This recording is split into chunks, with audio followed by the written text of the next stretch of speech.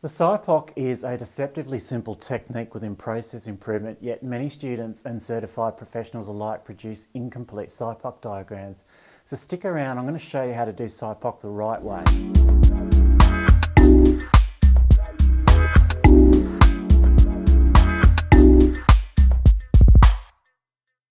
Welcome, I'm Piastec Institute Master Black Belt Kevin Ryan with technique tips for Lean Six Sigma students and practitioners.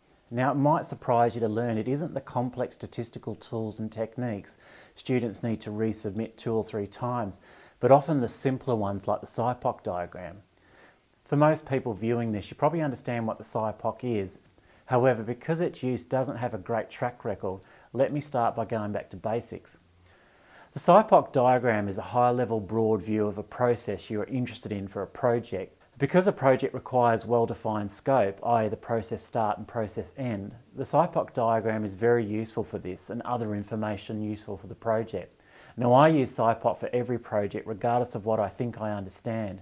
Sometimes the SIPOC diagram helps educate a sponsor or a stakeholder so consensus is reached on the project scope, and this avoids mismatched expectations. So the SIPOC is an extremely useful tool for providing a broad overview of the whole process early on in the DMAIC process. Now, the SIPOC achieves this by detailing the high-level process, the inputs to the process steps and into what they are transformed into as outputs, the suppliers of each input and the in-progress customers of the various outputs. Now, why do a SIPOC well? Well, the SIPOC provides a lot of value early on in the project, including scope definition with the project sponsor to ensure there's a shared understanding and agreement on exactly what process is the focus, stakeholder identification into stakeholder analysis, process metrics in project and post. Now, we might find one or more external input has a significant effect on our process output, and it's used as an input later expanded into value stream maps or process maps, and so is a critical part of the define phase. So let's look more in depth at a SIPOC diagram. So the SIPOC is comprised of firstly the supplier. Now, this is external suppliers and internal departments and teams, and it may even be the customer, especially in non-manufacturing where the customer is in the process, and we sometimes refer to this as co-creation of value. In reality, it can cause a lot of headaches, hence a reason to be thorough when creating your SIPOC. Next are inputs. Now, these are the materials, parts, forms and information, etc. that will be transformed in the process step. Now, take note that term transformed, this is key to remember. Now, don't confuse enablers such as phones or internets or even computers. Unless it's a really critical piece of equipment or service, leave it out. Now, if a process step isn't transforming an input in some way, it isn't a process step. A transformation can mean non-value added activities as well, such as just moving an input, its output being that the part is positioned, for example. A good example of this is data that's transformed into a report. Now, transform means to change in character or condition, so it's important to remember that.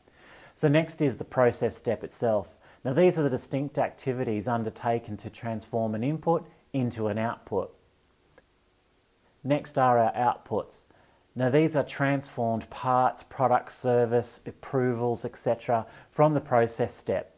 And finally, we have the customer, who are the external and internal recipients of outputs from the process steps. And each output should have a customer, even if it is the same team member doing the work. Now, I want to talk about creating a SIPOC. My advice is that creating a SIPOC diagram is best done on a whiteboard or a similar space so that 2 or more participants can easily contribute to it. Now, personally, I think the SIPOC is best done as a table, or at least think of a table with a row for each process step.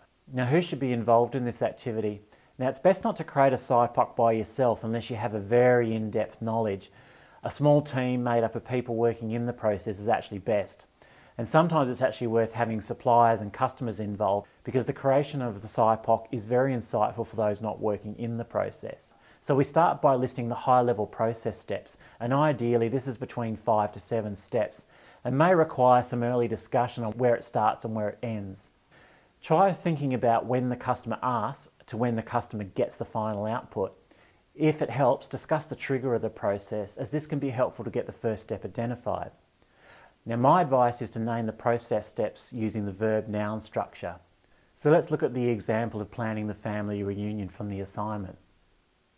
So often we'll see process steps named like create a list of who is coming, and I think it's better as create attendee list, or develop a list of activities, which I think is better as identify activities. Pick a date, select a date. Determine where people are staying, select accommodation. You can see that moving from statements to that nice tight verb noun presents better on the SIPOC. Next, for each process step in sequence, identify the customer and output, then the input and supplier. Now there may be multiple inputs, outputs, suppliers and even customers for each step. It's here that the table layer avoids the common issue of missing important items when done in the traditional list layout approach. Now questions are repeatedly asked by the team as you work through each of the process steps. Like for instance outputs, what information, data, reports, statuses, etc. comes out of this activity or is produced as a result of this activity. Or customers, who or what receives whatever it is that comes out of this activity.